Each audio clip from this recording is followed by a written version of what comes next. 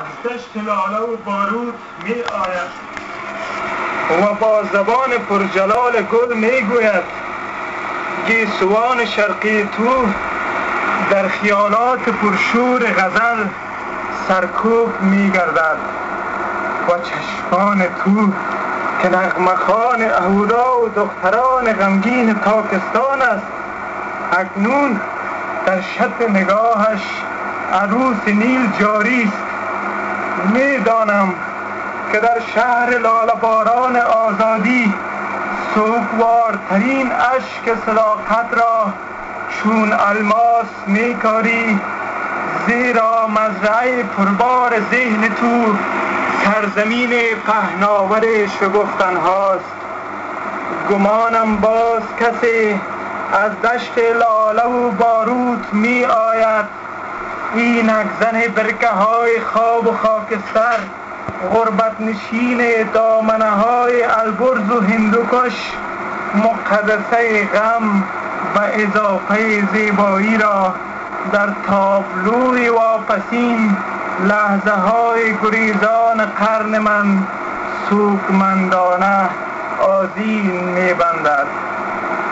اگرچه غبار بی رمقی از لبه ساطور فوران می زند، ولی می دانم که بر دست ظریف تو باغچه ها می رویند. مردی که دیروز در باغ زولانه می کاشت امروز با داس هوس گلهای ناشکفته را از بن می چیند. مردی که تو را نسترن ولادن می نامید و می گفت که فقط در چشمان تو جاری است، چه شد که ناگهان فواره‌وار تو را بلوط می خواند؟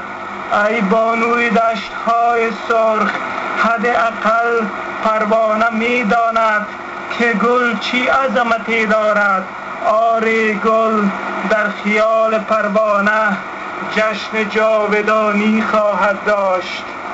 در چوتی پر اضطراب زن مقاومت ملالی و فریاد رابعه زندانی است.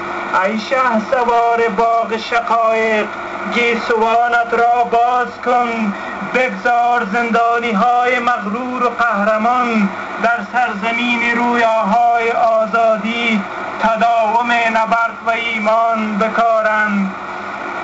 موی برافشان، کلافه های سکوت را برهم زن، آیه های حوادث را از مقدمه آغاز کن و مگذار تا دزدان گردنه نسترن ولادن را گیاه هرزه و بلود بخوانند و همه گلها معنای گل بودن را در خویش تجلیل نمایند.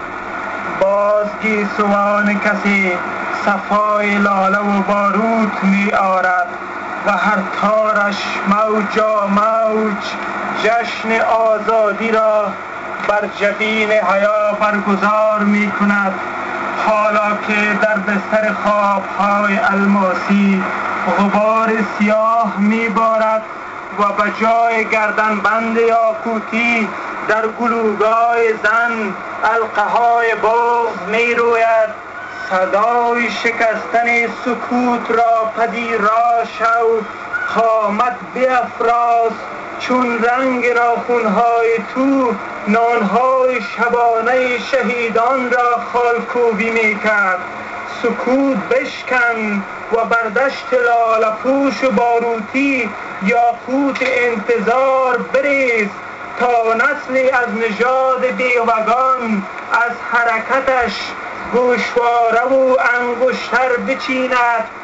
زن کوچ نشین و آواره از نسلی است که همسفرانش نعش عزیزان تاکستان غمگین را در میان عصاره برگ‌ها تابوت می کند. در ذهن ملول زن گهواره ها از اعتبار می جنبند. کودکان به جای شیر غرش توپ می نوشند و چکاچاک شمشیر لحظه های تبسم را در حاله سکوت جاودانی تحمیل می دارد.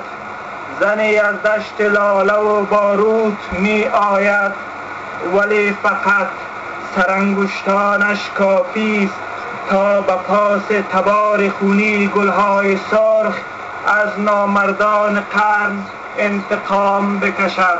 ما را اختطاف